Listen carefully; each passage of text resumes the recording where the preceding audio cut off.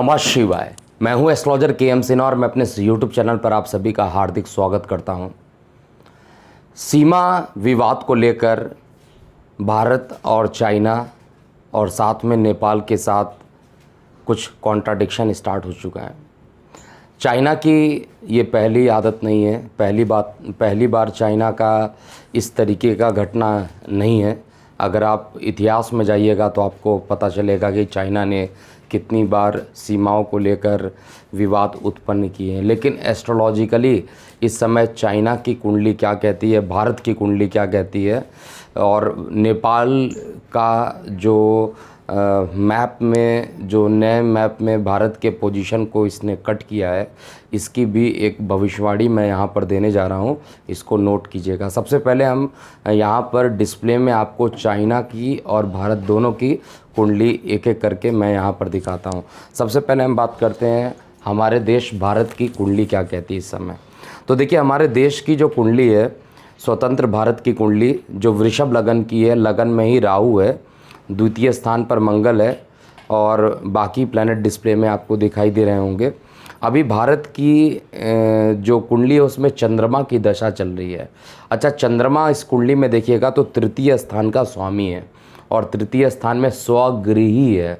अगर कोई प्लैनेट अपने घर में होता है तो उसका बाल भी बाका नहीं कर सकता। अगर वो पराक्रम में हो तो उल्टा उसका नेम फेम बढ़ता है। और यही रीज़न है कि अगर आप देखिएगा तो भारत का नेम फेम लगातार बढ़ता हुआ जा रहा है और इस चीज़ को विरोधी देश नहीं पचा पा रहे हैं।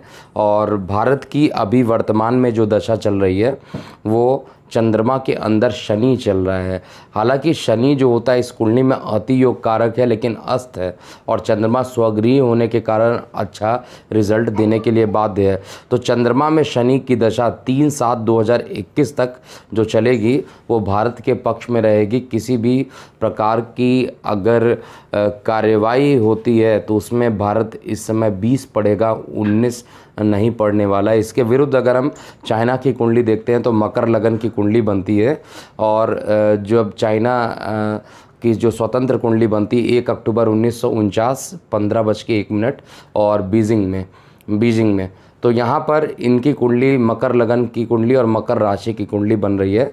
और आपको पता होगा कि मकर राशि पर ही ढैया चल रहा है, 7.5 चल रही है और मकर राशि पर ये सेकंड फेज़ की 7.5 स्टार्ट हो चुकी है। और लगन में ही जो शनि है वो इनके लगन में ही शनि ऑलरेडी वक्री गति से प्रारंभ कर चुके हैं। 7 डिग्री तक ये आगे बढ़े हैं। जैसे जैसे ये आगे बढ़े हैं तो इनकी कुंडली में शनि कहाँ पर बैठा है, तो आंसर है अष्टम में बैठा हुआ है। अष्टम शनि का कारक स्थान ज़रूर होता है, लेकिन कारक होने के बाद भी बाधाएं डेवलप कर देता है। और शनि की दशा 17/10/2019 तक ख़त्म हो गई थी और 17/10/2019 के बाद ही ये वायरस का जो प्रकोप बढ़ा है, उसके बाद ही कुछ महीनों के बाद ये वायरस का प्रकोप बढ़ा है, जिसके कारण चाइना पूरे वर्ल्ड के सामने एक प्रकार से कहा जाए तो सामने आया है। और ये वायरस के रूप में इसको बहुत लोग तो चाइनीज़ वायरस भी कह रहे हैं, क्योंकि चाइना के लैब से ये बनाया हुआ है। और बाकी सच्चाई क्या है वो एक ना एक दिन तो सामने आ जाएगी। चाइना इसको मानने से इनकार ज़रूर कर रहा है। चाइना ने एक्सेप्ट किया है कि ये उसने कुछ तथ्यों को छुपाया था, जो कि मैंने पहले भी आप लोगों को भविष्यवाणी करके बताया था। कुछ तो ऐसा है जो चाइना छिपाना चाह रहा है, तो वो अपने आर्थिक चीज़ों के लिए उसने कुछ डेटा को ज़रूर छुपाया था, जो कि बाद में इसने एक्सेप्ट भी किया। अभी बुध की दशा चल रही है और बुध इनकी कुंडली में देखा जाए तो रोग ऋण शत्रु का स्वामी और साथ में वक्री भी और अस्त भी है। देखिए, रोग ऋण का स्वामी अगर वक्री हो और अस्त हो तो उस कंडीशन में उसकी महादशा में अचानक से बहुत सारे शत्रु सामने स्टार्ट हो जाते हैं। और ये जो दशा स्टार्ट हुई है ये 27/10/2019 के बाद स्टार्ट हुई है। और चाइना का इस तरीके का कभी देखिएगा दक्षिणी सागर के तरफ इसके मिसाइल अटैक होते हैं, कभी ये ताइवान के पास का जो द्वीप है उस पर हम अटैक करके हमला करने की कोशिश कर रहा है, कभी नेपाल को सहयोग दे रहा है ताकि वो अपने मैप में भारत की स्थिति को थोड़ा सा डैमेज करे और कभी खुद भारत के जो सीमावर्ती जो मैप में जो लिखे हुए हैं उसको भी डैमेज करने की ये कोशिश कर रहा है। तो चाइना इस समय केवल एक ही चीज़ मुझे इस कुंडली में समझ में आ रहा है कि कोरोना वायरस का जो प्रकोप है वो चाइना में आज चाइना के माध्यम से हर जगह फैला है। ये पूरी कंट्री ने इन पर एक प्रकार से देखा जाए तो मान हानि का दावा भी ठोका है। जैसे अमेरिका ने भी बोला है कि जितनी भी नुकसान हुई है इसकी भरपाई चाइना करे, और चाइना ने क्लियरली कर दिया है कि ऐसा कुछ वो नहीं करेगा। तो वो चीज़ों को भ्रमित करने की कोशिश कर रहा है। और यहाँ पर 17/10/2036 तक बुध की दशा चलेगी, लेकिन अभी इनकी सबसे ज़्यादा प्रॉब्लम बुध में बुध की दशा है। ये जो कोरोना वायरस को लेकर जो प्रॉब्लम चल रही है ये 14 मार्च 2022 तक इनको झेलना पड़ेगा। इवन जो शी जिनपिंग है उनको भी बहुत सारे विरोधियों का सामना करना पड़ेगा। इनके खुद चाइना में इनके विरुद्ध आवाज़ लगाने वाली स्थिति डेवलप होगी, और ऐसा ना हो कि इनको सत्ता से हाथ धोना पड़े। और यहाँ पर 18 अक्टूबर 2020 तक का मैं टाइम दे रहा हूँ। यहाँ तक का ये टाइम है जिसमें चाइना मुद्दों को भटकाने की कोशिश करेगा। जबकि भारत की कुंडली इस समय बहुत प्रबल चल रही है, चाहे मैं गोचर की बात करता हूँ चाहे लगन कुंडली की बात करता हूँ। तो यहाँ पर दोनों ही कुंडली, भारत की लगन कुंडली और गोचर, ये दोनों ही कुंडली इस समय इतनी स्ट्रांग बनी हुई है कि अगर यहाँ पर भारत के लिए कोई भारत के लिए अगर कोई दूसरा देश अगर भारत के लिए निगेटिविटी करने की कोशिश करेगा तो वो उसको उल्टे मुंह की खानी पड़ेगी। और 28/6/2020, फिर से डेट नोट कीजिएगा, 28/6/2020 से 2 अक्टूबर 2020 तक का जो टाइम है वो भारत के लिए काफ़ी प्रबल है।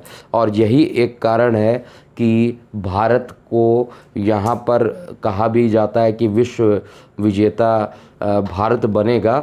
और प्रधानमंत्री मोदी जी का भी नाम देखा जाए तो इन्होंने न्यूज़ के अकॉर्डिंग जो देखा गया है ये इन्होंने ट्रंप और पुतिन को भी पीछे छोड़ते हुए नंबर 1 की रैंक को अटेन किया है।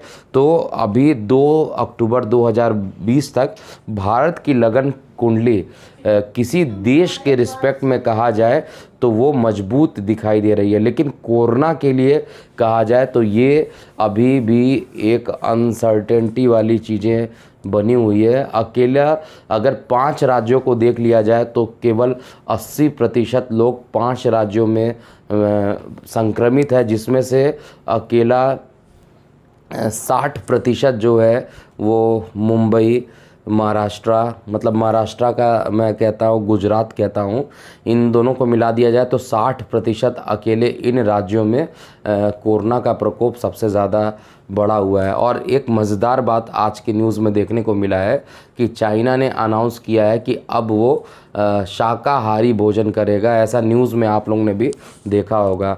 मैंने अपने हर वीडियोज़ में ये कहा है कि अगर आपको बचना है कोरोना से तो मांसाहार का त्याग कीजिए और शाकाहार को अपनाइए। तो चाइना ने आज यहाँ पर चाइना की जो मीटिंग चल रही थी उसमें इन्होंने क्लियर किया है कि वो शाकाहार को अपनाएंगे। लेकिन ये भी मैं आपको बता दूं कि ये कितने दिन तक अपना पाएंगे, क्योंकि एक चीज़ तो कन्फर्म है, चाइना जो बोलता है वो कभी करता नहीं है। तो इसलिए इसके बातों पर विश्वास करना उचित नहीं होगा। और हमारे देश की जहाँ तक बात है तो नेपाल भी जल्द ही इस सीमा को जो इसने मैप में गलत तरीके से दिखाया है इस पर भी वो माफ़ी मांगने के लिए आएगा।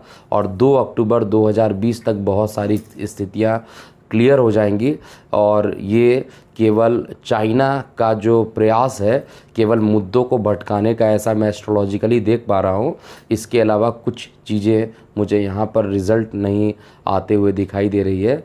और ये सभी को पता है कि आज किसी भी देश पे आक्रमण कीजिएगा तो दूसरा कई देश उसके सपोर्ट में होंगे और दुनिया 2 हिस्सों में बढ़ जाएगी तुरंत। तो इसलिए यहाँ पर कोई भी देश यहाँ पर विश्व युद्ध नहीं करना चाहेगा। लेकिन जो आज का मैंने वीडियो बताया था, एक ही मंथ में 2 चंद्र ग्रहण और 1 सूर्य ग्रहण है, तो इस स्थिति से भी हम इनकार नहीं कर सकते हैं कि विश्व युद्ध की स्थिति बन जाए। लेकिन जो विश्व युद्ध होगा वो भारत चाइना के बीच में ना होकर अमेरिका और चाइना के बीच में मैं कैलकुलेट कर पा रहा हूँ। इनडायरेक्टली अगर युद्ध होगा तो भारत और पाकिस्तान भी इन्वॉल्व होंगे, तो इनडायरेक्टली सारे देश इन्वॉल्व होना पड़ेगा यहाँ पर। तो जाते जाते चीन पर अपनी प्रतिक्रिया ज़रूर दीजिएगा। और आपको क्या लगता है कि चीन और नेपाल जो इस तरीके का सीमा विवाद खड़ा किए हैं, इनका क्या उद्देश्य है? ज़रूर अपनी प्रतिक्रिया जाते जाते इसमें लिखते हुए चलिएगा। अभी के लिए इतना ही। मैं हूँ एस्ट्रोलॉजर KM सिन्हा। ओम नमः शिवाय।